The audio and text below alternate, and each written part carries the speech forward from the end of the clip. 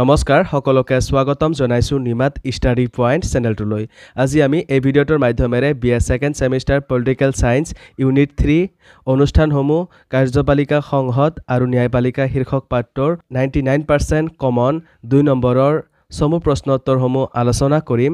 যদি তুমি এতিয়ালৈকে এই চেনেলটো সাবস্ক্ৰাইব কৰা নাই তেন্তে প্লিজ চেনেলটো সাবস্ক্ৰাইব কৰি দিবা আৰু এইটো ভিডিঅ' তোমালোকৰ বন্ধু-বান্ধৱী অথবা পলিটিকেল সায়েন্সৰ হোৱাটছআপ গ্ৰুপত শ্বেয়াৰ কৰি দিবা। মৰমৰ ছাত্ৰ-ছাত্ৰীসকল, এইটো ভিডিঅ'ৰ ডেছক্ৰিপশ্যনত BA সেকেণ্ড সেমিষ্টাৰ পলিটিকেল সায়েন্সৰ সকলো ইউনিটৰ ভিডিঅ'ৰ প্লেলিষ্টৰ লিংক দিয়া আছে, তাত ক্লিক কৰি তোমালোকে সকলোবোৰ ভিডিঅ' চাই ল'বা। সো বলা তেন্তে বেছি পলম নকৰি আজিৰ ভিডিঅ'টো আমি আৰম্ভ কৰোঁ। কুৱেশ্যন নম্বৰ 1, ভাৰতৰ ৰাষ্ট্ৰপতিৰ দুটা স্বেচ্ছাধীন ক্ষমতা লিখা। এনসাৰ নম্বৰ 1, লোকসভাৰ নিৰ্বাচনত যদি কোনো দলে সংখ্যা গৰিষ্ঠতা লাভ কৰিব নোৱাৰে তেন্তে প্ৰধানমন্ত্ৰী বাছনিৰ ক্ষেত্ৰত সেই পৰিস্থিতিত ৰাষ্ট্ৰপতিয়ে স্ববিচাৰ ক্ষমতা প্ৰয়োগ কৰিব পাৰে। নম্বৰ 2, ৰাষ্ট্ৰপতিয়ে প্ৰশাসন সম্পৰ্কীয় যিকোনো বিষয়ত প্ৰধানমন্ত্ৰী আৰু মন্ত্ৰীসকলৰ পৰা তথ্যপাতি খবৰ আদি বিচাৰিব পাৰে। কুৱেশ্যন নম্বৰ 2, ভাৰতৰ প্ৰধানমন্ত্ৰীক কোনে নিযুক্তি দিয়ে? এনসাৰ প্ৰত্যেক 5 বছৰৰ মূৰে মূৰে অনুষ্ঠিত হোৱা লোকসভাৰ নিৰ্বাচনত সংখ্যাগৰিষ্ঠতা লাভ কৰা দলৰ দলপতিজনক ৰাষ্ট্ৰপতিয়ে প্ৰধানমন্ত্ৰী হিচাপে নিয়োগ কৰে। মৰমৰ ছাত্ৰ-ছাত্ৰীসকল, ভিডিঅ'টো আগবঢ়োৱাৰ আগতে এটা সুখবৰ। তোমালোকৰ বাবে আমি অতি কম মূল্যত মাত্ৰ 29 টকাত BA সেকেণ্ড সেমিষ্টাৰ পলিটিকেল সায়েন্সৰ মডেল কুৱেশ্যনছ এণ্ড এনচাৰ্ছৰ ই-বুক তৈয়াৰ কৰিছোঁ।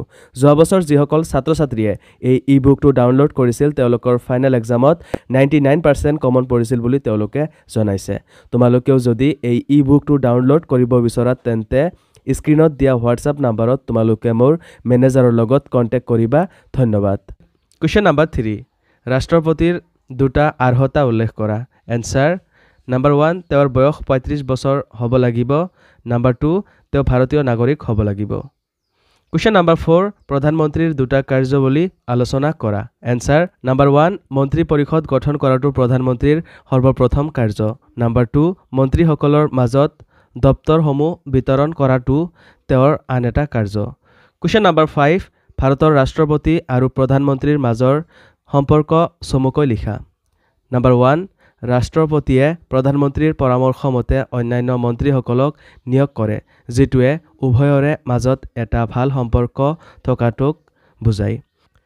নম্বৰ 2, ৰাষ্ট্ৰপতিয়ে মন্ত্ৰীসভাৰ কোনো সিদ্ধান্তৰ বিষয়ে জানিব বিচাৰিলে প্ৰধানমন্ত্ৰীয়ে সেই বিষয়ে ৰাষ্ট্ৰপতিক জনায়। ইয়াৰ পৰাই উভয়ৰে মাজৰ সম্পৰ্কৰ বিষয়ে গম পোৱা যায়। কুৱেশ্যন নম্বৰ 6, ৰাষ্ট্ৰপতিৰ দুটা কাৰ্য উল্লেখ কৰা। নম্বৰ 1, দেশৰ সাধাৰণ নিৰ্বাচনৰ পিছত সংখ্যাগৰিষ্ঠ দলৰ দলপতিজনক প্ৰধানমন্ত্ৰী হিচাপে নিয়োগ কৰা। নম্বৰ 2, দেশৰ সামৰিক বাহিনীৰ উচ্চপদস্থ বিষয়াসকলক নিয়োগ কৰা। কুৱেশ্যন নম্বৰ 7, সংসদীয় চৰকাৰত কেই প্ৰকাৰৰ কাৰ্যপালিকা থাকে আৰু কি কি?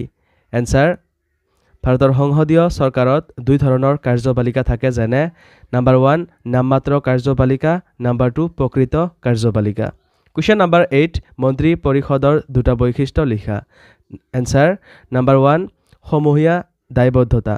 মন্ত্ৰী পৰিষদ চৰকাৰী নীতি আৰু কাৰ্যৰ বাবে যুটীয়াভাৱে সংসদৰ ওচৰত দায়বদ্ধ থাকে। নম্বৰ 2, গোপনীয়তা ৰক্ষা। মন্ত্ৰী পৰিষদৰ আন এটা বৈশিষ্ট্য হ'ল পৰিষদৰ আলোচনা সিদ্ধান্ত সম্পৰ্কে গোপনীয়তা ৰক্ষা কৰা। কুৱেশ্যন নম্বৰ 9, ৰাজ্যপালৰ দুটা ক্ষমতা আৰু কাৰ্য লিখা। এনসাৰ নম্বৰ 1, প্ৰশাসনীয় ক্ষমতা আৰু কাৰ্য। ৰাজ্যপালে ৰাজ্যৰ প্ৰশাসন কাৰ্য চলাবলৈ বিধানসভাৰ নিৰ্বাচনৰ পিছত মুখ্যমন্ত্ৰী আৰু তেওঁৰ পৰামৰ্শ মতে অন্যান্য মন্ত্ৰীসকলক নিয়োগ কৰে। নম্বৰ 2, ন্যায়িক ক্ষমতা আৰু কাৰ্য। ৰাজ্যৰ জিলা ন্যায়াধীশসকলক নিয়োগ আৰু অপসাৰণৰ ক্ষেত্ৰত ৰাজ্যপালে গুৰুত্বপূৰ্ণ ক্ষমতা ভোগ কৰে। ইয়াৰ উপৰি উচ্চ ন্যায়ালয়ৰ মুখ্য ন্যায়াধীশক নিয়োগৰ ক্ষেত্ৰত ৰাষ্ট্ৰপতি ৰাজ্যপালৰ লগত আলোচনা কৰে। কুৱেশ্যন নম্বৰ 10, আইনসভাৰ সদস্যৰ দুটা যোগ্যতা লিখা। এনসাৰ নম্বৰ 1, প্ৰাৰ্থীজন ভাৰতীয় নাগৰিক হ'ব লাগিব। নম্বৰ 2, তেওঁ কেন্দ্ৰীয় বা ৰাজ্যিক চৰকাৰৰ অধীনত কোনো লাভজনক কামত নিযুক্ত হ'ব নালাগিব। কুৱেশ্যন নম্বৰ 11, লোকসভাৰ 3টা কাৰ্য লিখা। এনসাৰ নম্বৰ 1, দেশৰ বাবে প্ৰয়োজনীয় আইনসমূহ প্ৰণয়নত সন্মতি প্ৰদান। নম্বৰ 2, ৰাষ্ট্ৰপতি উপৰাষ্ট্ৰপতিৰ নিৰ্বাচনত অংশগ্ৰহণ কৰা নাম্বাৰ 3 বাজেট উত্থাপন আৰু ইয়াত সন্মতি প্ৰদান কোৱেশ্চন নাম্বাৰ 12 ভাৰতীয় সংসদৰ সদন দুখনৰ নাম লিখা এনসাৰ লোকসভা আৰু ৰাজ্যসভা কোৱেশ্চন নাম্বাৰ 13 লোকসভাৰ অধ্যক্ষৰ দুটা মূল ভূমিকা লিখা এনসাৰ নাম্বাৰ 1 লোকসভাত সভাপতিত্ব কৰা আৰু লোকসভাৰ কাৰ্যসমূহ পৰিচালনা কৰাৰ ক্ষেত্ৰত লোকসভাৰ অধ্যক্ষৰ ভূমিকা গুৰুত্বপূৰ্ণ নাম্বাৰ 2 লোকসভাৰ সদস্যসকলৰ অধিকাৰ ৰক্ষাৰ ক্ষেত্ৰতো অধ্যক্ষই মুখ্য ভূমিকা গ্ৰহণ কৰে কোৱেশ্চন নাম্বাৰ 14 লোকসভাত কেইজন সদস্য মনোনীত কৰা হয় আৰু কোন সম্প্ৰদায়ৰ পৰা মনোনীত কৰা হয় এনসাৰ লোকসভাত দুজন সদস্য মনোনীত কৰা হয় আকৌ সদস্য দুজন ইংলো ইণ্ডিয়ান সম্প্ৰদায়ৰ পৰা মনোনীত কৰা হয় কোৱেশ্চন নাম্বাৰ 15 ৰাজ্যসভাৰ সদস্যৰ কাৰণে নিৰ্বাচন কৰা যিকোনো দুটা আৰ্হতা উল্লেখ কৰা এনসাৰ তেওঁ ভাৰতীয় নাগৰিক হ'ব লাগিব নাম্বাৰ 2 তেওঁৰ বয়স 30 বছৰ হ'ব লাগিব কোৱেশ্চন নাম্বাৰ 16 ৰাজ্যসভাৰ দুটা বিশেষ ক্ষমতা উল্লেখ কৰা এনসাৰ নাম্বাৰ 1 ৰাজ্যসভাই 312 নং অনুচ্ছেদ অনুসৰি এটা বা তাতকৈ অধিক সৰ্বভাৰতীয় সেৱাৰ সৃষ্টি কৰিব পাৰে নাম্বাৰ 2 ৰাজ্যসভাই ভাৰতৰ উপৰাষ্ট্ৰপতিক অপসাৰণৰ বাবে প্ৰস্তাৱ উত্থাপন কৰিব পাৰে কোৱেশ্চন নাম্বাৰ 17 বাজেট কি বাজেট কোনে পাছ কৰে এনসাৰ বাজেট দেশৰ বা চৰকাৰৰ বাৰ্ষিক আয় ব্যয়ৰ এক পৰিকল্পনা বাজেট সংসদৰ উভয় সদনে পাছ কৰে আৰু ৰাষ্ট্ৰপতিয়ে ইয়াৰ সন্মতি প্ৰদান কৰে কোৱেশ্চন নাম্বাৰ 18 ৰাজ্যসভা কেনেকৈ গঠন কৰা হয় এনসাৰ ৰাজ্যসভা 250 জন সদস্যৰে গঠিত হয় য'ত ভাৰতৰ উপৰাষ্ট্ৰপতিয়ে সভাপতিত্ব গ্ৰহণ কৰে আৰু ইয়াৰ সদস্যবিলাকৰ মাজৰ এজন উপসভাপতি নিৰ্বাচিত কৰা হয় কোৱেশ্চন নাম্বাৰ 19 ভাৰতীয় সংসদ কেনেদৰে গঠিত হয় এনসাৰ ভাৰতীয় সংসদ ৰাষ্ট্ৰপতি ৰাজ্যসভা আৰু লোকসভালৈ গঠন কৰা হয় কোৱেশ্চন নাম্বাৰ 20 ভাৰতৰ উচ্চতম ন্যায়ালয়ে কেতিয়া পৰামৰ্শমূলক ক্ষমতা ভোগ কৰে এনসাৰ ৰাষ্ট্ৰপতিয়ে যদি কেতিয়াবা অনুভৱ কৰে যে আইন বা তথ্য সংক্ৰান্তীয় কোনো বিষয়ত গুৰুতৰ প্ৰশ্ন উদ্ভৱ হৈছে বা হোৱাৰ সম্ভাৱনা আছে তেনে ৰাষ্ট্ৰপতি উচ্চতম ন্যায়ালয়ৰ পৰামৰ্শ বিচাৰিব পাৰে গতিকে তেনে সময়ত উচ্চতম ন্যায়ালয়ে পৰামৰ্শমূলক ক্ষমতা প্ৰয়োগ কৰিব পাৰে কোৱেশ্চন নাম্বাৰ 21 ন্যায়পালিকাৰ দুটা কাৰ্য উল্লেখ কৰা এনসাৰ নাম্বাৰ 1 বিচাৰ কাৰ্য সম্পাদন কৰাটো ন্যায়পালিকাৰ এটা মুখ্য কাৰ্য নাম্বাৰ 2 প্ৰয়োজন অনুসৰি সংবিধান ব্যাখ্যা কৰাটো ন্যায়পালিকাৰ আন এটা গুৰুত্বপূৰ্ণ কাৰ্য কোৱেশ্চন নাম্বাৰ 22 উচ্চ ন্যায়পালিকাৰ ন্যায়াধীশৰ বাবে